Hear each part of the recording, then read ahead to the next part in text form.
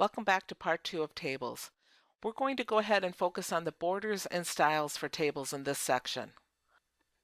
This document is a sample invoice that was created using tables. And what we're going to do is we're going to go in and make it look more like an actual invoice and not a table with invoice data within it. So we're going to focus on the Design Contextual tab. So let's go up to the Table Tools and click on Design.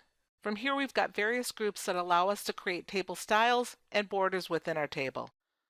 Our first group is Table Style Options. This is where we can tell it if we've got a first column, last column, band our columns, band our rows, a total row, or header row within our table. The next group is Table Styles. This is where we can choose various styles to add to our table, and we'll focus on that a little bit later. We also have the option to add shading to our cells. Where we're going to focus right now is in the borders group, and this is where we choose our border styles, our pen color, how thick we want our borders to be, and also the type of border we want. And we can also choose exactly where we want the border added to our document.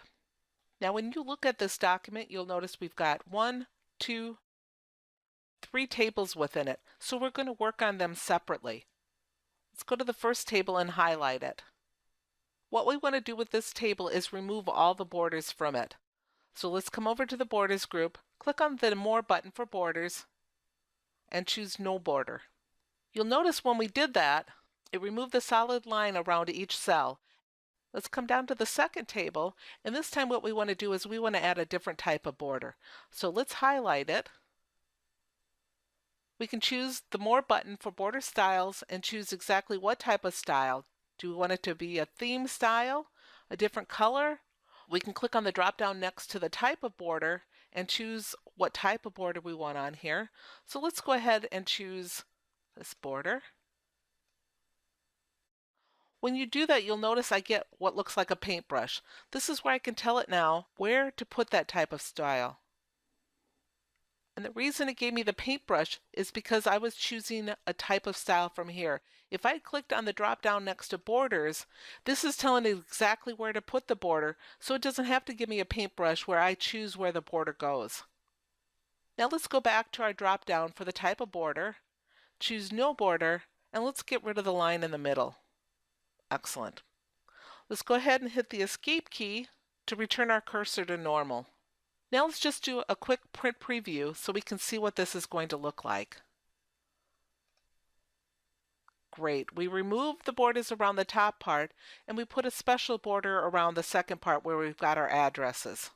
Now down here at the total area, we've also got borders that we want to get rid of. So let's go back to our document, scroll down to the bottom, click No Border, and let's get rid of these lines so that we just have it around the total area.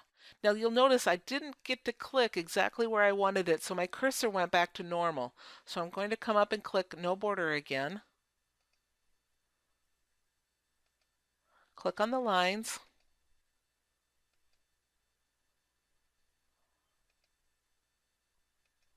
And let's leave it for the total box.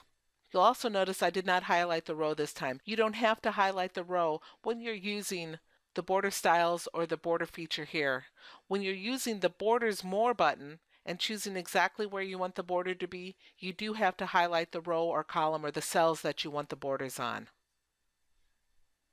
Okay, let's hit the Escape key, get our cursor back to normal. So now let's go back and take a look at how our table looks. Now it looks more like an invoice. Let's go back to our document. Let's click within our table and go back to our Design tab. So that's how borders work for a table. You go to the Borders group, you can choose exactly where you want the borders, how you want the borders to be. So again, if we wanted to come over to the total area, click Border, choose a type of border, and we could tell it exactly what type of border and where to put it. Click the Escape key or click within the document to return your mouse to normal. Now let's switch over to the Table Style sample document. We're going to work with styles for our table. So let's click within our table. Once we do that, the contextual tab's Design and Layout will come up for our tables, and let's go back to the Design tab. Now let's focus on Table Style Options and Table Styles. You'll notice now when I've clicked within the first cell on this table, the table styles options are all checked. All of this information is pertinent when you're choosing a type of style. So the first thing I want to do is put a style on the second table within this document. So I'm going to come down and I'm going to click within the second table. I'm going to come up and choose a type of style. Now I want my header to be denoted in a darker color, so I'm going to choose this one. When I chose that one, you'll notice a variation in the shading. And you'll also notice that it put a double line before the bottom row. That's because it says that this table has a header row, a first column, a last column. It's also got a total row, and I want the rows to be banded and the columns to be banded. That's not the case for this table. There is no total row, so I'm going to uncheck that box. Once I do that, it removed the double line.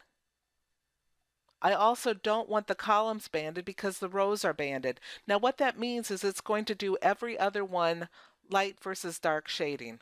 So if I turn off the column banding, now I'm back to every other row being banded light or dark. And this is how I want it so that it's easier to read. If I do the column banded as well, it's doing the columns every other one as well. So if I turned off the row banding, it makes it a little bit easier to see that. But I want my rows banded and not the columns, so that when I'm looking at this document later, it's a little bit easier to go across the page. So if we come back up to our styles options, you can see that there are a lot of styles to choose from. We could choose a different type as well. So let's choose this type. So it's nice to be able to come in and just click on a style to see what it's going to look like within your document. Let's go back to the first table and click in it. And let's go ahead and highlight the first column. And let's come up and choose some shading for it. So let's click on the More button for shading, and let's choose a shading style. We'll come over to the third column and choose a shading style as well. We'll make that one a little bit darker. So you have the option to use one of their table styles or set up your own using shading. Now I could also click on the More button for the table styles and come down to the bottom and create a new table style. I can give it a name, style type. This is going to be a table style, because remember, we're creating a style. So you need to tell it what type of style it is. And since we're working with tables, that's what it's going to be. It's not going to be a paragraph style or a character style. It's going to be based on our normal table, and it's going to be applied to the whole table. We can tell it what type of font to use. We'll choose what color font to use. We'll choose our border line and the color for our border line. We'll also choose the shading for our table. And you can see in this box, it's going to show you exactly what the style is going to look like on a table. So we can see that it's not really meshing what I've chosen. So let's go ahead and make that a little bit lighter. I want all my information to be centered, and I want the style only in this document. So let's go ahead and say OK. There's my style. So let's go ahead and choose it. And now I've added it to this table. So you can get very specific in how you want your style set up. If you've got a specific type of style you want all your tables to have, go ahead and create a style for it, and that way it's available every time you create a new table. As a review of the Tables module, in Part 1 we covered inserting various types of tables, working with the cells, rows, and columns by doing merges and splits. We also looked at the table properties, and we did a little bit of data manipulation and sorting. In Part 2, we went over borders and styles for tables.